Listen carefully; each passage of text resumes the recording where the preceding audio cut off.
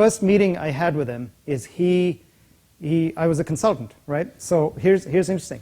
So I was a consultant, and I've had a whole team of Best Buy employees ready to present ventures, new ventures, and things that you guys are going to do when you go off to businesses. You'll have new projects that you present to leadership.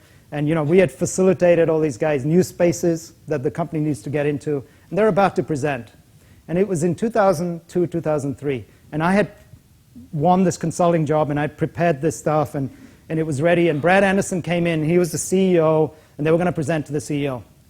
And it was there's a kind of a ritual here, right? There's a ritual that happens. All these guys present to the CEO. They think the CEO is going to make a decision, something's going to happen, but they don't realize CEO doesn't have that much power.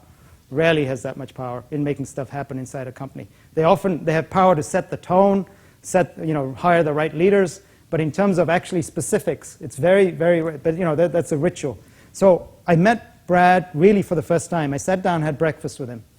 And I'm sitting there and I'm saying, I think you've got this very, very smart set of people here about to give you their passionate point of view, each one, around what they want to do with the business.